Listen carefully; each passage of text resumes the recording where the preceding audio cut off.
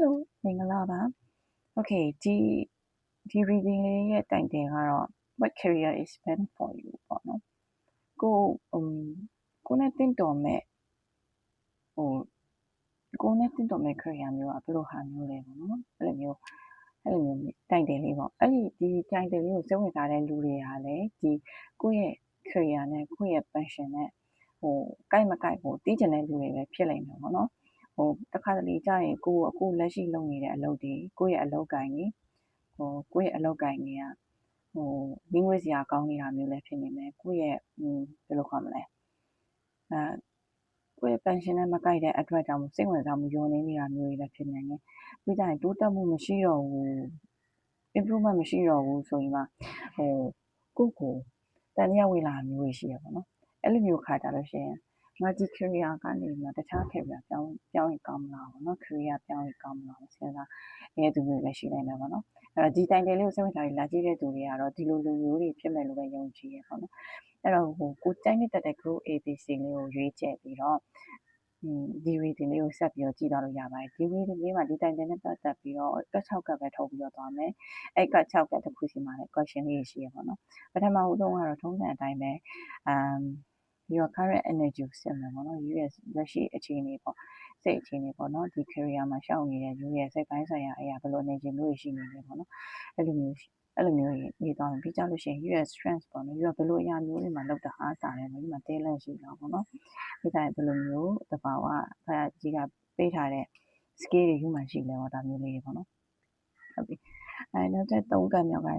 ကြာတော့ဘယ်လိုအရာမျိုးတွေလောက်ရတာပို့ပြီးတော့ motivate ဖြစ်လဲပေါ့နော်ထားပါတော့လူတယောက်မှာကွာ hobby အမျိုးမျိုးရှိနိုင်တယ်တခြင်းဆိုတာဝါသနာပါတယ်ဒါပေမဲ့အဲ့တခြင်းဆိုတာဝါသနာပါနေနေလဲဘလုံးကန်တာလဲဝါသနာပါလို့ရတယ်ကွာဒီလားအဲ့တော့ဘယ်ဟာမျိုးတွေလောက်ရတာဒါမှမဟုတ်လို့ရှိရင် fitness body fitness ပေါ့နော်လိုက်စားတဲ့သူတွေကြတယ်ကျင်းသွားတာမျိုးကိုပျော်နေတာမျိုးရှိရကွာဒီလားအဲ့လို motivate တွေဘလို့ motivate တွေမျိုးယူမှာဘလို့ motivate မျိုးတွေရှိလဲပေါ့နော်ပြီးတော့ your challenges ပေါ့ပြီးကြတာအဲ့ motivate နဲ့ပတ်သက်အဲ့လို your passion or motivation နဲ့ပတ်သက်ပြီး challenge ချက်တွေကဘယ်လိုဟာမျိုးလဲပေါ့နော်ဒါမျိုးတွေပြောတာ challenge တွေကဘယ်လိုဟာမျိုးလဲဆိုဥပမာပြောရမယ်ဆိုရင်တခြင်းဆိုတာဝါသနာပါတယ်လူတယောက်တခြင်းဆိုတတ်တယ်အတန်အရာလည်းကောင်းတယ်ကွာသူ့မှာမွေးရပါ gifted အရာတန်လည်းကောင်းတယ်ဒါပေမဲ့သူကလူကြောက်တယ် stage ကြောက်တယ်အဲ့လိုစင်မောတက်ပြီးမဆိုရင်ဒါမျိုးတွေရှိမှာနော်အဲ့လို challenge မျိုးတွေကိုဘယ်လိုပါကင်းလုပ်သွားမလဲအဲ့လို challenge မျိုးတွေကိုမှအဲ့လို challenge မျိုးတွေသိလို့ရှိရင်ကိုကကြိုတင်ပြင်ဆင်လို့ရပါတော့ဘယ်လို challenge ဘယ်လိုကြော်ဖြတ်မယ်ကြိုတင်ပြင်ဆင်လို့ရပါအဲ့ခါကျနံပါတ်5ကကြတော့ပါလဲဆိုတော့ဘယ်လိုအလုပ်ကင်မျိုးတွေကကိုယ်နဲ့တွားပြီးတော့ fit ဖြစ်မလားကိုယ့်ရဲ့ energy ကိုယ့်ရဲ့ passion နဲ့တွားပြီးတော့align ဖြစ်သွားမလဲပေါ့နော်align ဖြစ်သွားတယ်ဆိုတာလိုမျိုးတသားလေးကြာသွားမလဲပေါ့နော်ဒီလိုမျိုးလေးတွေနေကုန်နေမယ်အဲ့နံပါတ်6ကကြတော့ future outcome ပေါ့နော်ကိုဒီ career ဘိုင်းမှာကိုဒီရွေးချယ်တဲ့ကို career နဲ့ဒါမှမဟုတ်လို့ရှိရင်ကို passion ကြတဲ့ career ဘိုင်းရွေးမယ်ဆိုလို့ရှိရင်တော့ future outcome တွေကဘယ်လိုဖြစ်မလဲပေါ့ဒါမျိုးတွေပေါ့နော်အဲ့ဒီကိုရွေးချယ်တဲ့ career ဘိုင်းမှာနဲ့ပတ်သက်ပြီးတော့ future outcome ကဘယ်လိုဖြစ်မလဲဆိုတော့ဘယ်လိုဖြစ်မလဲဆိုတော့မိဘလေးနေပြီးတော့မိဘ6ကက်6ကက်ဆွဲသွားပြီးတော့မိဘ6မျိုးကက်6မျိုးဆွဲပြီးတော့နေတော့မှဖြစ်ပါတယ်အဲ့တော့ကိုကြိုက်နေတဲ့ grow A B C လေးတွေကိုရွေးပြီးတော့ရွေးချယ်ပြီးတော့ဒီ reason လေးကိုဆက်ပြီးတော့ကြည့်လိုက်ကြပါဦးเนาะအားလုံးပဲအဲ့ဆိုရင် group A ကိုသွားပါမယ် Hello Video with Mystery Channel လေးကနေကြိုဆိုပါတယ်เนาะ Okay group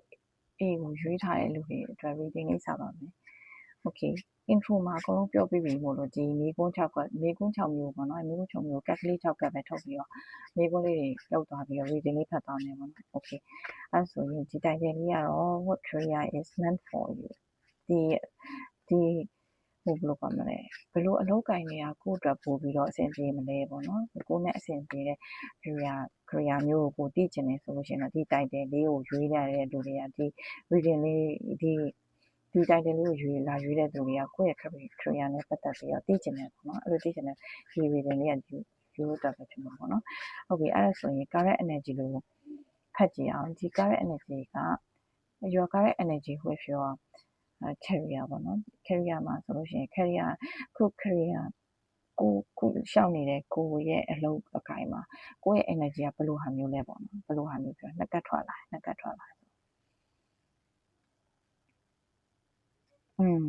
ဟုတ်ပြီအပြိုင်ဆိုင်တွေအတိုက်ခိုက်တွေအများကြီးများနေတယ်ကိုပတ်ဝန်းကျင်မှာလည်းလူတွေကတယောက်နဲ့တယောက်နေရာရဖို့အတွက်ပြိုင်နေကြတယ်နော်ပြိုင်နေကြတယ်ကိုယ်တိုင်ကလည်းအဲ့ဒီအပြိုင်ဆိုင်တွေကြားထဲမှာလိုက်ပြီးတော့အဲ့လိုမျိုးဘယ်လိုခေါ်မလဲလိုက်ပြီးတော့ပြိုင်နေရတယ်ပေါ့နော်အဲ့လိုအရင်စိတ်တွေအရင်ဘယ်လိုခေါ်မလဲကောင်းကောင်းငင်းငင်းချမ်းချမ်းမနေရဘူးပေါ့ကွယ်အပြိုင်ဆိုင်တွေများပြီးတော့တယောက်နဲ့တယောက်နေရာလူနေရတဲ့အချိန်မျိုးပေါ့နော်ဒုတိယကကလေးကကြတော့ you ရဲ့ strength ကဘယ်လိုဟာမျိုးလဲ you မှာ talent တွေကဘယ်လိုဟာမျိုး you ကကြတော့အဲ့လိုမျိုးသူများကိုပေးချင်ကမ်းချင်တာမျိုးအဲ့လိုလူချင်တန်းချင်တာမျိုးဒီလိုမျိုးသူများပေါ်ပညာဆိုလဲသင်ပေးချင်တာမျိုးပါတည်လားကိုယ့်ရဲ့ပညာတွေမျှဝေပေးချင်တာမျိုးအမျိုးတွေရှိမှာကိုအခုညီပေးချင်တာပေါ့နော်သူများရဲ့လိုအပ်ချက်တွေအကုန်ကူညီပေးချင်တယ်အဲ့လိုမျိုးကူညီပေးချင်တဲ့စိတ်ထားမျိုးရှိရဲ့အဲ့လို talent မျိုးလေးလည်းရှိရဲ့နော်ပြီးကြလို့ရှိရင် you ရဲ့ passion ကဘယ်လိုဟာမျိုးဖြစ်မလဲပေါ့ you passion ဘယ်လိုအလုပ်တွေလုပ်ရင် you ကပိုပြီး motivation ဖြစ်လဲပေါ့you ရဲ့ passion ပဲပေါ့နော်အဲ့လိုဟာမျိုးတွေကပါရဆိုတော့ you က wheel of fortune ဆိုတော့wheel of fortune ကသူကဘယ်လိုခေါ်လဲဆိုတော့အဲ့လိုလှည့်ပတ်ပြီးတော့သွားနေရတဲ့အလုပ်မျိုးတွေပါသိလားအလုပ်တစ်ခုပြီးသွားတယ်နောက်တစ်ခုပြန်စတယ်ဒါမျိုးအလုပ်တွေဒါမျိုးအလုပ်တွေလုပ်ရတာမျိုးကြိုက်တယ်တစ်ခုပြီးတစ်ခုအဲ့လိုမျိုးလဲပတ်နေအဲ့လိုအပြောင်းလဲတွေဖြစ်ပျက်နေ changes တွေပေါ်မှာလိုက်ပြီးတော့လျောညီတွေနေရတာမျိုးကြိုက်တယ်မျိုးကအဲ့လိုခရီးသွားတဲ့လုပ်ငန်းတို့ဘာလို့လုပ်တဲ့လူတွေဆိုလို့ရှိရင်လည်းခရီးတစ်ခုပြီးဆုံးသွားပြီခဏနာမယ်နောက်တစ်ခရီးတစ်ခုအဲ့လိုမျိုး project တေးသေးလေးတွေအဲ့လိုမျိုးလေးတွေလုပ်ရတာမျိုးကြိုက်တယ် freelancer တွေလည်းဖြစ်ဖို့များတယ်နော်ကိုယ်တိုင်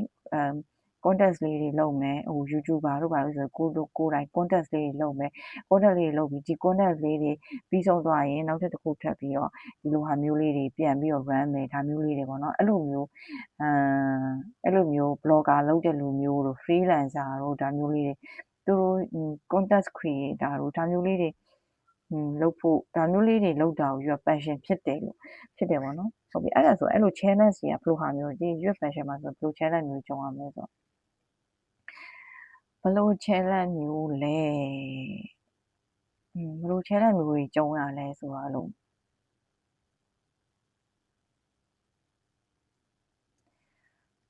ဘယ်လို challenge မျိုးတွေလဲဆိုတော့အဲ့လိုမျိုး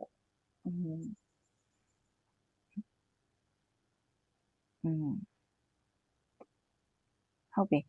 ကျန်းမာရေးအရာဆိုလို့ရှိရင်အဲ့လိုမျိုးကုစားလို့ဘယ်လို challenge လဲကျန်းမာရေးအရာပေါ့နော်အဲ့လိုမျိုးနည်းနည်းကျန်းမာရေးနဲ့ပတ်သက်ပြီးတော့ challenge တွေတစ်ခုခု healing လုပ်ဖို့လိုနေတာမျိုးတွေကိုယ်မှရှိတဲ့ယောဂအခန်းတွေပါတွေပေါ့နော်အဲ့လိုကိုဝါသနာပါတာကိုလိုက်မလုပ်ခဏယောဂနဲ့အဲ့လိုမျိုးကျန်းမာရေးနဲ့ပတ်သက်ပြီးကိုဝါသနာပါတာကိုမလုပ်နိုင်တာမျိုးတွေရှိရနော်ကိုယ့်ရဲ့ passion နောက်ကိုမလိုက်နိုင်ဘူးတခါတလေကြာရင်အဲ့လိုကျန်းမာရေးနဲ့ပတ်သက်ပြီးတော့ပေါ့နော်အဲ့လိုမလိုက်နိုင်တာမျိုးရှိရအဲ့လို challenge မျိုးရှိရပြီးကြရင် type of career ပေါ့နော်ဘယ်လို career မျိုးရယူနေပိုပြီး fit ဖြစ်မလဲပေါ့နော်ဘယ်လို career မျိုးတွေကယူနေပိုပြီး fit ဖြစ်မလဲဆိုရင်ဟုတ်ပြီဒါကပါရလဲဆိုပေးကြတယ်ဒီဟာကလေလူတွေကလေ freelancer တွေပြီးကြလို့ရှိရင်သူကလေအဲ့လို freelancer တွေပြီးကြလို့ရှိရင် review တွေပါတယ်လေသိလား review တွေပါတယ်ရေးတဲ့လူမျိုးတွေသိရမလား review ရေးတဲ့ပစ္စည်း product တစ်ခုရဲ့ကောင်းကြောင်းတွေမကောင်းကြောင်းတွေအဲ့လိုမျိုး review ရေးတဲ့လူမျိုးတွေအဲ့လိုအလုပ်မျိုးတွေကယူအတွက်ပို့ပြီးတော့တင့်တော်မယ်ပေါ့အဲ့လို review ရေးတာတို့ဘာလို့ဟုတ်တယ် review ရေးတာတို့ဘာလို့အဲ့လိုမျိုးသိရမလားဘယ်လို contact တွေဘာတွေဖန်တီးပြီးတော့လေ product တွေရဲ့ကောင်းကြောင်းတွေမကောင်းကြောင်းတွေအဲ့လိုမျိုးတွေရေးတဲ့ content creator မျိုးတွေများဖြစ်မလားမသိဘူးเนาะ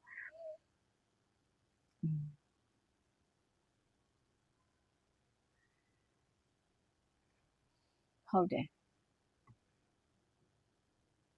ယူရဲ့အခုလုံးနေတဲ့ pension မှာလဲလေ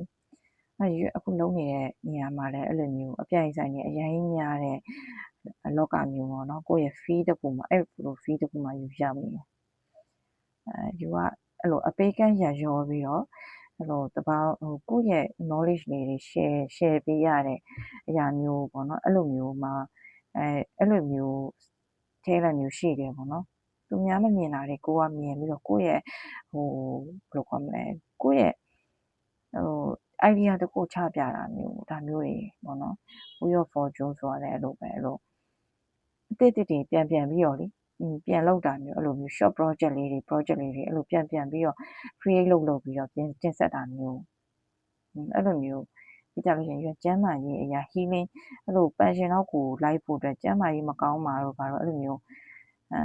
အဲ့လိုမျိုး challenge တွေတော့ရှိတယ်ကျမ်းမာရေးနဲ့ပတ်သက်ပြီး challenge ချို့တော့ရှိတယ်ပေါ့ဘယ်လိုဟုတ်တယ် type of career ဆိုဘယ်လိုဟာမျိုးနဲ့ fit ဖြစ်လဲဆိုတော့ယူကအဲ့လို review တွေပါတယ်လေပေးတာတော့အဲ့လိုကိုယ့်ရဲ့ကိုသုံးတဲ့ product တွေ review ပေးတာတော့ blogger တို့ဒါမျိုးဆိုဖြစ်နိုင်တယ်နော်ဟုတ်ပြီအဲ့ဒါဆိုရင် future outcome ဘယ်လိုဖြစ်မလဲပေါ့နော် future outcome ကကောင်းပါတယ်ယူရဲ့ passion နောက်ကိုယူလိုက်နေယူကယူ passion နဲ့ယူလုံးနေရတယ်တသားတည်းတော့ကြာနေပါရဲ့နော်ကြာနေတယ်ယူရဲ့နောက်ရည်အတွက်လုံးဝအခြေခံမဲ့လမ်းကြောင်းပေါ်ကိုရောက်သွားမှာနော်ယူကနောက်ထပ်ပြီးတော့အလုပ်တွေပါတိုးချဲ့ပြီးတော့လေဒီလားအခုလုပ်နေတာကတိတ်ပြီးတော့ဟိုစိတ်တိုင်းမကြောက်ဘူးဆိုဒီထက်ပိုပြီးတော့အဲ့လိုအခြေခံနဲ့ကိုနဲ့ပို့ပြီးတော့ stable ဖြစ်မဲ့အလုပ်မျိုးပေါ့နော်အဲ့လိုမျိုးဘယ်လိုခေါ်မလဲ context ကိုပြောင်း mind concept ပြောင်းပြီးတော့ content တွေထပ်ပြီးတော့မတူညီတဲ့ content တွေထပ်ပြီးတော့ရွေးချယ်ပြီးတော့လုပ်သွားဖို့ဒီလိုမျိုးလုပ်သွားမယ်လို့လုပ်ဖို့ရွေးထားရတယ်နော်အဲ့လိုမျိုးဒါရွေး future outcome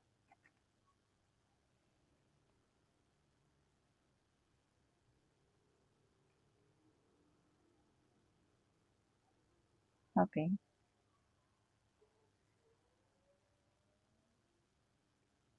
ဟုတ်ပြီနော်အဲ့ဒါဆိုရင်group A လေး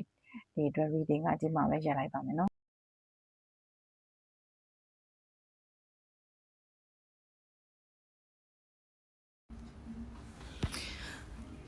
angel လေးတွေရဲ့ group A လေးတွေရဲ့ angel message ကိုပေါ့နော်အခုဗီဒီယိုရိုက်နေတော့အတော့အတွင်းမှာ voice recording ကချိုးရင်းချက်ရှိသွားလို့ပေါ့နော်အခု voice over နဲ့ပြန်ပြီးတော့အတန်သွင်းပြီးတော့ပြန်ထည့်ပေးတာပေါ့နော်ဒီ angel လေးတွေရဲ့ message ကဘာလဲဆိုတော့ you deserve the best reach for the star with your dreams and desire and don't compromise okay angel လေးတွေက message ကတော့ဗာလဲဆို you ကအကောင်းဆုံးအနေနဲ့ထိုက်တန်တဲ့အတွက်ကြောင့်မလို့ compromise လုပ်စရာမလိုညှိနှိုင်းစရာမလို you ရောက်ချင်တဲ့ဘယ်လိုခေါ်မလဲ star ပေါ့နော်ကိုဖြစ်ချင်တဲ့အမြင့်ဆုံးအချိန်မျိုးပေါ့နော်ကို star ဖြစ်ချင်တဲ့အချိန် dream ကိုယ့်ရဲ့ desire dream တွေ desire တွေကိုအကောင့်ထဲပေါ်လို့ရတယ်ကိုရောက်ချင်တဲ့နေရာကိုရောက်အောင်သွားလို့ရတယ်တဲ့အဲ့တော့ဒီ angel လေးတွေရဲ့ message ကတော့ you encourage လုပ်တာပေါ့နော်ကိုဖြစ်ချင်တဲ့အရာကိုရောက်အောင်သွားပေါ့နော်ဘယ်ဟာမှ compromise လုပ်စရာမလိုဘူးပေါ့အဲ့လိုမျိုး message လေးပေးနေတာပေါ့နော်ဟုတ်ပြီအဲ့ဒါဆိုလို့ရှိရင်ဒီ reading လေးကိုဒီမှာပဲရက်လိုက်ပါမယ်နော်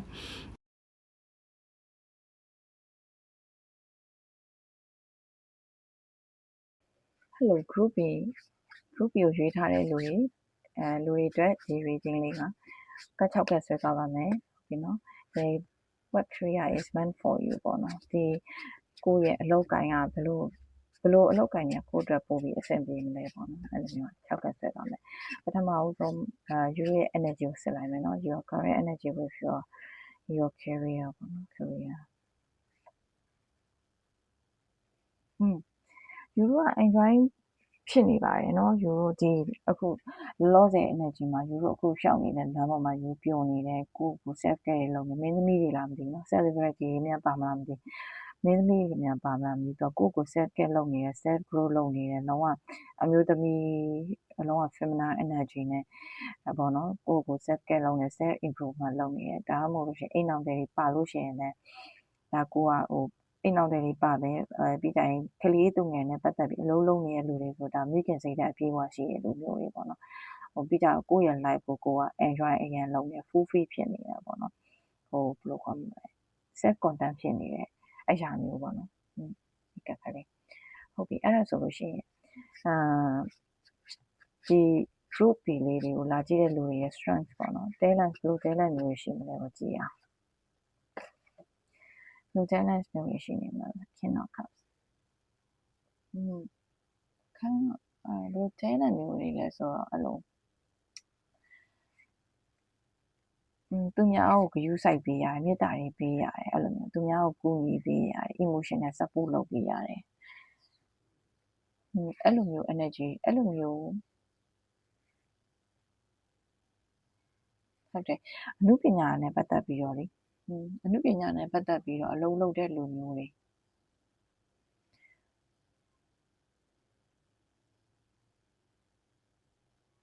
ဟုတ်တယ်ဟုတ်တယ်အမှုပညာနဲ့ပတ်သက်ပြီးတော့အလုံးလုံးတဲ့လူတွေများမယ်အလုံးလုံးရတာဝါသနာပါတယ်ကွာဒီလားဟို creative လုပ်တာတော့ talent အဲ့လိုမျိုးအမှုပညာနဲ့ပတ်သက်ပြီးတော့ပို့ပြီးတော့စိတ်အားထက်တယ်အဲ့ဆို your passion ဒါမှမဟုတ် motivation အိတ်တိုင်းမှာပေါ့ဘယ်လိုဟာမျိုးတွေလောက်ရတာ your ပို့ပြီး motivate ဖြစ်လဲပေါ့နော်ဒါရွေးရပင်ကိုမှာတော့ creative thinking ရှိတယ်အဲ့လိုမျိုးသူများကိုဥဆောင်ပြီးတော့သူများကိုဥဆောင်ပြီးအမှုပညာလုပ်တွေလုပ်ရတာမျိုးတွေကြိုက်တယ်နော်အဲ့လို leading လုပ်ရတာမျိုးတွေကြိုက်တယ်အဲ့လိုမျိုးစိတ်ပိုင်းဆိုင်ရာအရာဆိုလို့ရှိရင်လည်းသူများကို influence လုပ်နိုင်တယ်အဲ့လိုမျိုး motivation ပေးနိုင်တဲ့လူမျိုးပေါ့ဒါမျိုးဒါမျိုးဟုတ်တယ်အမှုပညာနဲ့ပတ်သက်ပြီးဒါမျိုးလုပ်ပေးနိုင်တဲ့သူမျိုးပေါ့နော်ဟုတ်ပြီအဲ့ဒါဆိုရင်ရွေး pension ကဘယ်လိုဟာမျိုးရှိမလဲဆိုရွေး pension ကယူက challenge နေကြိုက်တယ်ကွာ pension ကပါလဲဆိုတော့အပြိုင်ဆိုင်နေကြတဲ့မှာ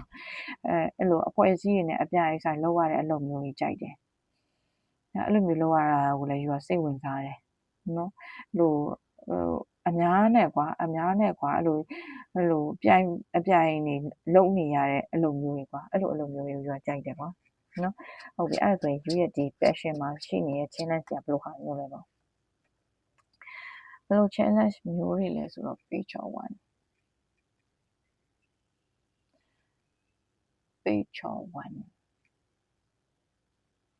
okay page 1ကဘယ်လိုဟာမျိုးတွေလဲဆိုတော့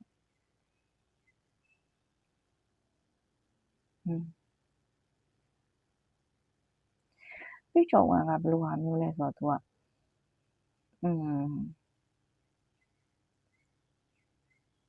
အယူကသူများတွေနဲ့ရှင်လို့ရှိရင်ကိုကနည်းနည်းဟိုလိုခေါ်မလဲမပြည့်စုံတာတော့အဲ့လိုမျိုး experience အရာနည်းနည်းဟိုနေနေတာမျိုးလို့ဒါမျိုးတွေပေါ့နော်အဲ့လိုကိုယ့်ရဲ့ဟို experience ကတိတ်မရှိသေးတာတော့မရင့်ချက်သေးတာတော့ mature မဖြစ်သေးတာတော့ပေါ့နော်အဲ့လိုမျိုး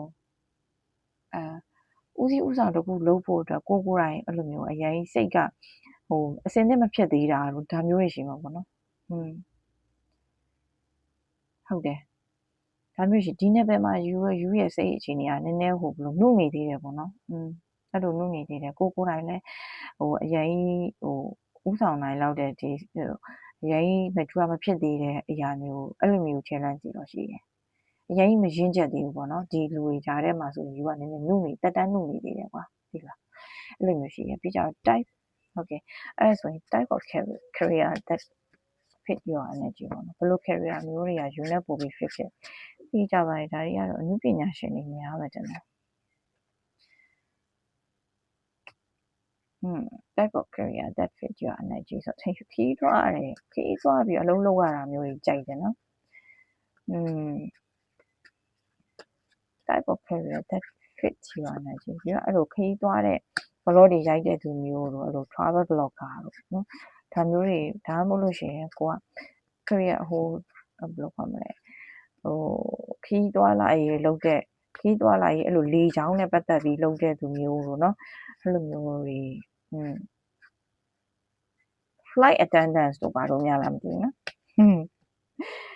အဲ့လိုမျိုးတွေလည်းဖြစ်ဖို့များတယ်ခီးသွားပြီးလာပြီးတော့အဲ့လိုမျိုးရွှေ့ပြောင်းပြီးလုံနေရတဲ့အဲ့လိုမျိုးတွေကိုသဘောကျတယ်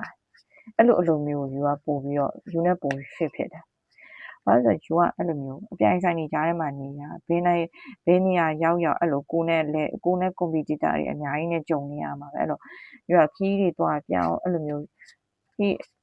ကြုံနေရတာကိုလည်းယူက enjoy ဖြစ်နေတာပေါ့နော်လူအများနဲ့တွေ့ဆုံပြီးတော့ခရီးတွေသွားလူအများနဲ့တွေ့ဆုံပြီးကြော်ဖြတ်ပြီးတော့လို့လှုပ်ရှားလုပ်နေရတယ်အဲ့လိုမျိုးကြီးကြိုက်တယ်ပေါ့အဲ့တော့ future outcome ဘယ်လိုဖြစ်မလဲပေါ့နော် future outcome ဘယ်လိုဖြစ်မလဲဆိုတော့ Queen of One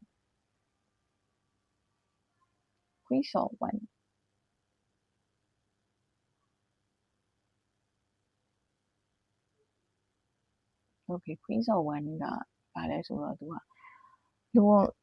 Queen of One ကသိကြတယ်ယူကလေအဲ့လိုမျိုး independently ကိုယ်တိုင်ဘယ်သူ့မှစောင့်နေကြမလို့ကိုယ်ဆုံးဖြတ်ချက်နဲ့ကိုသွားချင်တာလာချင်တာလားကိုလုပ်ချင်တဲ့ action မျိုးယူလို့ရတယ်ကွာလုပ်လို့ရတယ်အဲ့လိုမျိုးလုပ်လို့ရတဲ့အခြေအနေမျိုးရောက်တော့ဥမာဒီဟာလဲ kind of freelancer ပဲเนาะသူကဘသူရဲ့အရေးမျိုးဘသူရဲ့အလုပ်ကိုင်မျိုးမှလုပ်တာကိုမကြိုက်ဘူးသူကကိုယ့်ရဲ့ကိုယ်ပိုင်ခရီးတွေထွက်သွားမယ်ကိုယ်ပိုင်ခရီးကိုယ်ပိုင်ငွေရှာမယ်ကိုယ့်ရဲ့ရည်တည်ချက်နဲ့ကိုနေမယ်ကိုယ်ဆုံးဖြတ်တဲ့နဲ့ကိုသွားမယ်ဒီလိုမျိုးလွတ်လပ်သွားခြင်းတဲ့လူမျိုးတွေပြီးကြတယ်တခုကတော့မျိုးတို့ကခီးသွားတာမျိုးကြိုက်တဲ့သူတွေလားကိုယ့်ကို self care တွေလုပ်ရတဲ့လူမျိုးတွေ self care လုပ်ရတယ်အဲ့လိုမျိုးအလှပရေးရမှာလည်းကြိုက်တယ် makeup artist တို့ဘာလို့များလားအမှုပညာနဲ့ပတ်သက်ပြီးတော့ဟုတ်ပြီ Empress of creativity အဲ့လိုမျိုးအလုပ်တွေလွတ်လပ်နဲ့သိရမလားဒီကိုယ့်ရဲ့ passion နောက်ကိုလွတ်လပ်လိုက်ပြီးတော့သုံးဖြတ်ချက်ကိုယ်တိုင်ချပြီးတော့အဲ့လိုလုပ်ငန်းဆောင်တာတွေကိုလည်းလွတ်လပ်လုံးနိုင်တဲ့လူမျိုးပေါ့နော်အဲ့လိုမျိုးဖြစ်သွားမှာပေါ့နော်ဆိုရင်ဒီလို career တိုင်မျိုးဒီလို career မျိုးကိုကရောက်သွားမှာပေါ့နော်ခီးသွားရတယ်လည်းကြိုက်တယ်နော်ဟုတ်ပြီအဲ့ဆိုရင်ဒီ reading လေးကိုလာကြည့်တဲ့သူတွေgroup B လေးတွေကိုဒီမှာပဲရက်လိုက်ပါမယ်နော်ဟုတ်ပြီဒီအဲ့ဒါဆိုလို့ရှိရင်သူတို့ရဲ့ career နဲ့ပတ်သက်ပြီးတော့ဒီပေါ့နော် oracle ကကလေးတွေအင်္ဂလိပ်လေးတွေမှာဆရာဘယ်လိုများရှိနေလဲပေါ့ You are a spiritual teacher you have the ability to consult others and help them awaken their spiritual gift and driven life mission spiritual ဘိုင်းအရာယူတော့သူများကို guideline ပေးနိုင်တဲ့လူမျိုးတွေ and divine life mission ဆိုokay လူတွေရဲ့အတွေးအမြင်တွေ awakening ဖြစ်တော့အောင်ယူက activate လုပ်နိုင်တဲ့လူမျိုးတွေအဲ့လိုလူမျိုးတွေရဲ့အဲ့လိုလူမျိုးတွေဖြစ်သွားမယ် spiritual ဘိုင်းအရာလုပ်နေတဲ့လူမျိုးတွေနဲ့ဘာသာရေးနဲ့ပတ်သက်ပြီးလုပ်တာတော့အဲ့လိုမျိုး No you have the ability to console others help them awaken their spiritual gift and define life mission ဟုတ်တယ်သူများတွေကိုလည်းအဲ့လိုမျိုးသူများတွေကိုmentally spiritually အဲ့လိုမျိုး awakening ဖြစ်သွားအောင်လည်းယူကလုပ်ပေးနိုင်တယ်အဲ့ဆိုရင်ဒီ group လေးကိုလာရွေးတဲ့လူတွေကဘလို့ professional တွေနည်းနည်းရှိလည်းမသိဘူးเนาะဘလို့ career မျိုးမှရှိနေလဲတော့မသိဘူးဟုတ်ပြီအဲ့ဆိုရင်ဒီ reading လေးဒီမှာရက်လိုက်ပါမယ်နော် okay ဒီ reading လေးနဲ့ပတ်သက်ပြီးတော့ကိုယ်နဲ့အဆင်ပြေတယ်ကိုယ့်ရဲ့ energy နဲ့လည်းကိုက်တယ်ဆိုလို့ရှိရင်ဒီ video လေးမှာ comment subscribe နဲ့ပေါ့နော်comment လေးရေးခဲ့ပြီးတော့ကိုယ်နဲ့ကိုက်ညီမှုရှိမရှိကိုပြောခဲ့ပါအောင်နော်ကျေးဇူးအများကြီးတင်ပါတယ်ဒီ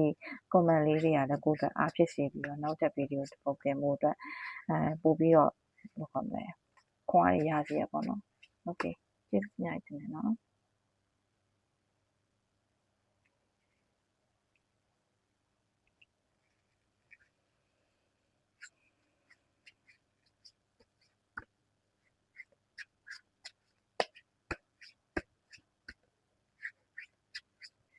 okay group C လေးတွေကိုရွေးထားတဲ့လူတွေပေါ့နော် group C လေးတွေကိုရွေးထားတဲ့လူတွေအတွက်ဒီနေ့ကလေး6ကတ်ဆွဲပြီးတော့ဒီ reading ကိုဖတ်သွားပါမယ်ပထမဦးဆုံးယူရိုရဲ့ current energy ကိုစစ်လိုက်ကြရအောင်နော်ဒီ career မှာရောက်နေရွယ်ကယူရို entertainment လုပ်နေတယ်ပြီးကြလို့ရှိရင်ဒီ career မှာယူရိုရဲ့အောင်မြင်မှုတွေအတွက်ယူရို celebration တွေလုပ်နေတယ်အဖွဲ့အစည်းတွေနဲ့ celebrate လုပ်နေတယ်ယူရိုလောလောဆယ် energy မှာတော့နော်ယူရိုပျော်ရွှင်မှုတွေကိုခံစားနေရပါတယ်ယူရို enjoy life လုပ်နေရနော်လုံးဝ enjoy နေတာကိုယ့်ရဲ့ successful life ကိုကိုက enjoy နေတာမျိုးပေါ့နော်ကိုယ့်ရဲ့ဘယ်လိုခေါ်မလဲအောင်မြင်နေတဲ့ဘဝကိုကိုကလုံးဝတာယာနေတာပေါ့ကွယ်အဲ့လိုမျိုး okay number 2ကလေးထားရအောင်ယူကဘယ်လိုနေရာမျိုးမှာ stress ပိုရှိတယ် talent ပိုရှိတယ်ပေါ့နော်အဲ့လိုမျိုးကြည့်အောင်ညမိသားစုနဲ့ပတ်သက်ပြီးအဲ့လိုလုပ်ရတဲ့အလုပ်မျိုးတွေမိသားစုနဲ့ team work လုပ်ရတဲ့ဟာမျိုးတွေဟိုတင်မလား family business မျိုးတွေပြီးကြလို့ရှိရင်အဲ့လိုဘယ်လိုလုပ်မျိုးတွေကိုယူက passion ရှိလဲဆိုတော့ကိုယ့်ရဲ့သားသမီးတွေကိုယ့်ရဲ့မိသားစုကိုပြုစုပြောထောင်ရတဲ့နေရာမျိုးမှာ talent ရှိတယ်အိမ်ရှင်မရလားမသိဘူးဟုတ်ပြီအဲ့နံပါတ်3လေးကိုစက်ကြည့်အောင်အကုန်လုံး6ကတ်လုံးပြီးကြတော့မှအကုန်လုံးရဲ့ကတ်ကိုမူတည်ပြီးတော့ generally ဟောပါတော့ဟို finalize လုပ်အောင် okay number 3ကတ်ကကြတော့ your passion motivation excitement ဘလို့လိုမျိုးတွေလောက်ရတာ you ပို့ပြီးတော့ excitement ဖြစ်လဲပေါ့ judgment လောက်ရတာ you excitement ဖြစ်တယ်ဝေဖန်ရတာလို့အဲ့လိုသူများအပေါ်မှာအဲ့လိုဘယ်လိုခေါ်မလဲတုံးတက်ပြီးတော့ပေါ့နော်အစစ်နေရတတ်မှတ်ထားတာမျိုးဒါမျိုးလေးတွေပေါ့နော်အထက်ကနေနေပြီးတော့ကိုယ့်ရဲ့ဟိုဘယ်လိုခေါ်မလဲသူများဝေဖန်ပြီးတော့ဒီအစစ်တတ်မှတ်ရတာမျိုးတွေနေရာချထားပြီးရတာမျိုးတွေအဲ့လိုလုပ်တဲ့နေရာမှာယူပို့ပြီးတော့ passion ဖြစ်တယ်လူမှန်နေရာမှာHR လားမသိနော်ဒီမှာလုံးနေလူတွေ HR လားမသိ HR မျိုးသမီးလားမသိသိလား HR မျိုးသမီးတင်တယ်ဟုတ်ပြီနော် HR မျိုးသမီးလား finance လားအဲ့လိုမျိုးဟုတ်ပြီအဲ့ဒါဆိုရင်နံပါတ်4ကကြတော့ your challenge okay ဒီ career မှာဆိုရင်ရဲ့ challenge ကဘယ်လိုမျိုးလဲဘယ်လိုမျိုးကြုံရမလဲရဲ့ challenge king of cups ခေါင်း cup တည်ကြည့်ပဲ cup ကပါလဲဆိုတော့ဒီလားသူက emotional တို့ love တို့ care တို့ healing တို့ဒါမျိုးတွေ cup နဲ့ပတ်သက်တာတွေအကုန်လုံးကရိတ်နူးညံ့စိတ်ထားနူးညံ့တဲ့နေရာမျိုးတွေကွာအဲ့လိုမျိုးတွေမှာလောက်ရတဲ့နေရာမျိုးတွေသိလားစိတ်ပိုင်းဆိုင်ရာတွေအား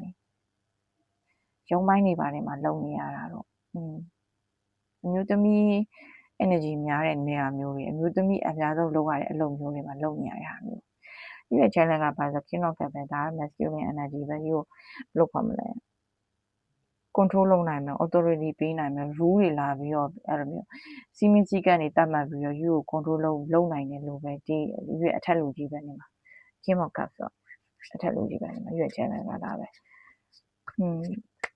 ရှိဝေးတော့တိတ်မကြည့်နေဘူးเนาะဒီ group C လေးကိုရွေးထားတဲ့လူတွေကเนาะကိုယ်မှလက်ရှိနေတဲ့အခြေအနေကိုပြောနေတယ်ပြင်align with ကိုယ့်ရဲ့ passion နဲ့ကိုယ့်ရဲ့ career နဲ့ align ဖြစ်နေလားမဖြစ်နေလားတော့မသိဘူးဒါပေမဲ့ you တို့အခုလုပ်နေတဲ့ career မှာ you တို့က enjoy ဖြစ်နေပါတယ်ဟောအရင်ကြီးကျေနပ်နေဟုတ်ပြီနော်တော့ stable ပါဘောเนาะဒါပေမဲ့ you are feminine များတဲ့အဲ့လိုမျိုးအမျိုးသမီးပတ်ဝန်းကျင်မှာနေနေတဲ့လူတွေပဲဖြစ်မှာဟုတ်ပြီအဲ့ဒါဆိုလို့ရှိရင်type of career that's it you are energy ဆိုဘလိုအမျိုးလဲဆိုလှူတာတန်းတာတွေ charity လုပ်ရတဲ့အလုပ်တွေသိရမလားလှူတာတန်းတာ charity လေသူများပုံအဲ့လိုအဖွဲ့အစည်းလိုက်ကူညီပေးတဲ့ဟာမျိုးအဲ့လိုလူမှုဝန်ထမ်းအလုပ်မျိုးဒီလားလူမှုကယ်ဆယ်ရေးအလုပ်တို့အဲ့လိုမျိုးအလုပ်တွေလုပ်ရတဲ့အလုပ်ကိုယူဝါသနာပါအဲ့လိုမျိုးအလုပ်နဲ့ယူနေပို့ပြီးကြိုက်နေတယ်ဟုတ်တယ်ယူကလည်းဒီမှာလေအဖွဲ့အစည်းနဲ့လုပ်ရတဲ့အလုပ်ကိုယူ enjoy လုပ်တယ်ကွာ enjoy လုပ်တဲ့အတွက်ကြောင့်မလို့ဒီဘယ်လိုခေါ်မလဲဒီအလုပ်ကယူရိုနဲ့အဆင့်ဘယ်လိုခေါ်မလဲဒီလိုမျိုးဖွဲ့စည်းရင်လည်းပေးတာကမ်းတာအဲ့လိုလှူတာတန်းတာအဲ့လိုလှူတာတန်းတာအဲ့လိုမျိုးတွေကယူရက်ပို့ပြီးကြိုက်တယ်ကွာ charity လုပ်ရတဲ့အလုပ်မျိုးအဲ့လိုလူသားချင်းစာနာထောက်ထားတဲ့အဖွဲ့တို့အဲ့လိုမျိုးတွေပါတည်လားအဲ့လိုမျိုးလုပ်ရတဲ့အလုပ်မျိုးတွေလူမှုကယ်ဆယ်ရေးတင်တို့ဒါမျိုးတွေလုပ်ရတာကိုရောဝါသနာပါတယ်ဟုတ်ပြီအဲ့ဆိုရင်ဘယ်လို future outcome မျိုးရှိဘယ်လို future outcome မျိုးရှိ Ace of Pentacles ဆိုယူကလုပ်ငန်းတစ်ခုပေါ့နော်အဲ့လိုရေးရှည်တော့ကောင်းမယ်အဆင်ပြေမဲ့ အခြေတကျဖြစ်သွားမယ် long term invest မျိုးပေါ့နော်အဲ့လိုမျိုးတစ်ခုမျိုးရှာဖွေတွေ့ရှိသွားလိမ့်မယ်ဒီလိုမျိုးတွေလုံရင်လည်းယူကဘယ်လိုခေါ်မလဲရေရှည်အတွက်ကိုကငွေကြေးအခိုင်အမာတစ်ခုခုနဲ့လုပ်ငန်းတစ်ခုစတင်လိမ့်မယ်ကွာရေရှည်အတွက်စိတ်ချရမယ်လုပ်ငန်းကိုယ်ပိုင်စီးပွားရေးတစ်ခုလိုမျိုးကွာအဲ့လိုမျိုးထားပါတော့အိမ်ဝယ်တာတို့เนาะခြံဝယ်တာတို့ဒါမျိုးတွေရွှေဝယ်တာတို့ဒါမျိုးတွေနောင်ရည်တော့ပွားစီမယ်အရာမျိုးတွေအဲ့လိုအလုပ်မျိုးတွေယူလုပ်ဖြစ်လိမ့်မယ်အဲ့လို career မျိုးယူကူးပြောင်းသွားလိမ့်မယ်အိမ်ပွဲတာကားပွဲတာအဲ့လိုမျိုးလာမသိဘူးเนาะအဲ့လို property နဲ့ပတ်သက်ပြီးတော့ပါဒီလားဒါမှမဟုတ် finance လိုဟာမျိုးအလုပ်မျိုးပါဒီလားအဲ့လိုငွေကြေးနဲ့ပတ်သက်ပြီးတော့အဲ့လိုတည်ကြဖြစ်တဲ့ဟာမျိုး finance လိုအလုပ်မျိုးလုပ်ရင်မလုပ်လို့ရှိရင်အဲ့လို property နဲ့ပတ်သက်တဲ့ဟာမျိုးတွေလုပ်ရင်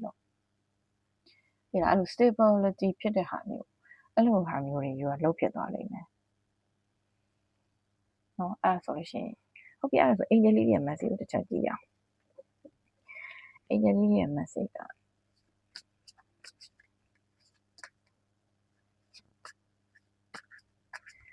angel လေးရဲ့ message ကဘယ်လိုရှိမလဲပေါ့လူစီ angel လေးရဲ့ message you are at the end of a cycle in your life တဲ့အဲ့ဆို cycle တစ်ခုရဲ့မင်းရဲ့ဘဝမှာ cycle တစ်ခုရဲ့အဆုံးသတ်ကိုရောက်နေပြီတဲ့ call upon your angel to comfort you and to guide you to your next step သူရဲ့ next step ကခုနပြောပြီးနော်နောက်ရတဲ့စိတ်ချမယ့်အရာမျိုးမှာ you invest လုပ်ဖို့ရှိရဆိုတော့ပြောရတယ် to guide you next step the happiness awaits you now ဟုတ်ပြီနော်အဲ့ဒါဒီလုပ်ငန်းစတင်ပြီဆိုကြတဲ့ယူလို့အတွက် happiness တွေကရှိဖို့ရှိနေပြီအဲ့ဒါဆိုရင်တော့တည်ကြတယ်ဒီ career မှာယူပါလေထပ်ပြီးတော့ပွားဖို့တော့နောက်ရအတွက်စိတ်ချမ်းသာမယ်property နဲ့ပတ်သက်တဲ့ stability ဖြစ်တဲ့material world တစ်ခုယူစားထောင်လိုက်မယ်တဲ့နော်အဲ့လိုမျိုးစတင်ရောက်ရှိသွားလိမ့်မယ်အဲ့ဒီရောက်ရှိပြီးတော့ your happiness တွေကလည်းစတင်your life ကရအောင် easy ဖြစ်နေတယ်နော်ဒီလားအခုလုံးရဲ့ career မှာလည်းယူကအရင် enjoy ဖြစ်နေတယ်နော်ဘာမှလည်းမပူမပင်အောင်နော်တော့ wealthy ဖြစ်တဲ့ environment နော် healthy ဖြစ်တဲ့ environment healthy wealthy အကုန်ရနေရပါတော့နော်အဲ့တော့ဒီ routine လေးတွေရေးထားတယ်လို့ဒီအတွက်ဒီ video လေးကဒီလောက်ပါပဲเนาะဒီ video လေးဒီ video လေးကကိုယ်နဲ့ energy ကြိုက်တယ်ကိုယ်နဲ့လည်းကိုယ်နဲ့ energy ကြိုက်တယ်ဆိုလို့ရှိရင် like comment ပေါ့နော် share subscribe လုပ်ပေးပါကြပါလို့ပေါ့နော်အဲ့ဒါလေးဒီလိုအရာလေးလုပ်ပြီးချင်တယ်ကိုယ်ပြန်ပြီးတော့ motivation ပေးသွားပါပေါ့နော်ဒီ channel လေးကို subscribe လုပ်ဖို့ဟုတ်ပြီအဲ့ဆိုရင်ဒီ video ဒီမှာမကျန်လိုက်ပါ